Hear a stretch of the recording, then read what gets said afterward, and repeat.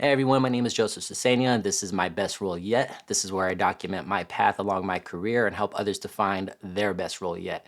Make sure you subscribe, like, comment, share, and let's do this together. Ready? Let's go.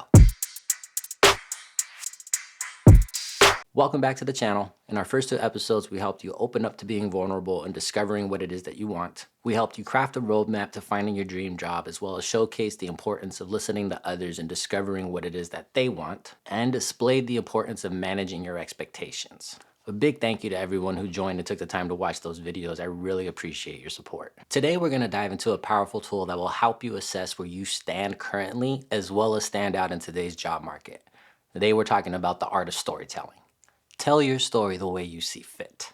The importance of storytelling and the importance of telling your story is you earned it. This is your story, your history. Nobody else can tell this story for you. You've earned all of the skills you've picked up along the way, the mistakes that you've learned from, all of your coworkers' mistakes that you've learned from, and there's many skills I'm sure that you're unaware of that you've acquired as well. You've put in the hard work. Remember that. You also get to share in the accomplishments and the rewards. You've performed tasks that are highly sought after, and now's the time to share those experiences with others. Do you know your story? Do you know your value? Do you know what that translates to hourly? How about a salary? When a recruiter or a hiring manager reads your resume, or a client goes through your portfolio, are they able to grab onto your story easily? It took some time for me to understand that I had a story, that I had done something worthy of note and mention, and it needed to be showcased in my resume and in my portfolio. It was important.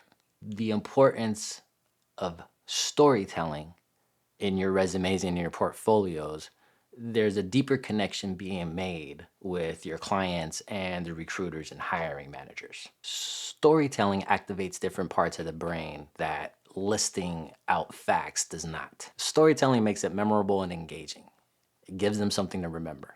It gives you the chance to connect with your audience on a deeper level. There's an emotional connection that happens where your audience becomes invested in what it is that they're engaged with. Your passion, your work ethic, your problem-solving ability, this resonates with them. When you take a step back and you realize that there's a sea of other candidates out there that are trying to apply for the exact same position that you're applying for, how do you stand out? A great story will grab their attention, and a well-crafted story will leave a lasting impression.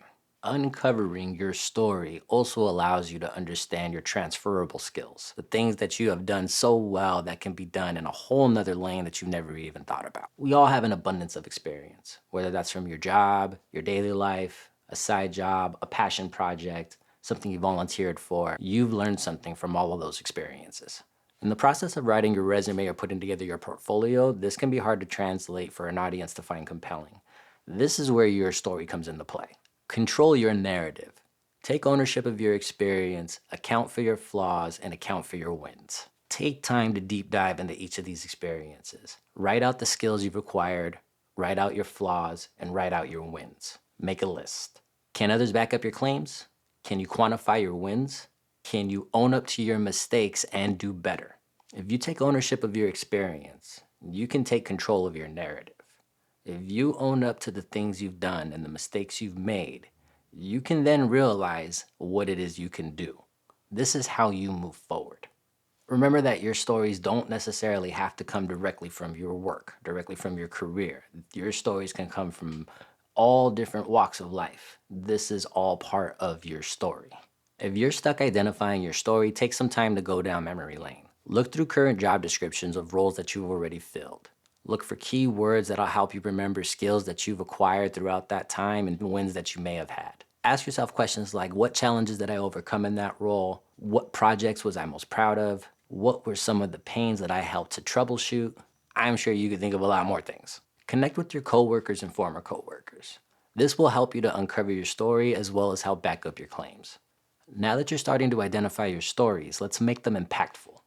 When you're telling your story to your audience, don't just tell them what you did. Tell them the impact of your actions. Use the STAR method. Situation, task, action, result. Situation, describe the context. Task, what was your responsibility? Action, what steps did you take? Result, what were the quantifiable outcomes? It's important to note that numbers matter, but not everything is quantifiable. This is why it is very important to have a well-crafted story. For example, instead of creating a bullet point highlight that says, I managed the social media campaign, use the STAR method. Create a situation, task, action, and result out of your statement.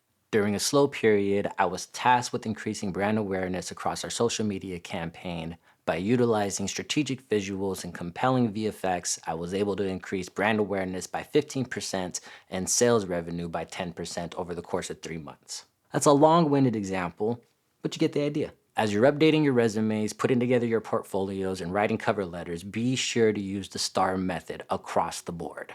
Your resume and your professional profiles are your storybook. Use narrative language to highlight your skills and showcase the impact of your work. Don't be afraid to show your evidence. Portfolios, demo reels, LinkedIn recommendations from colleagues, any reviews or articles that may have been on your products or projects or services that you have given, certifications or awards. These are all testimonials to your work. This is not about bragging.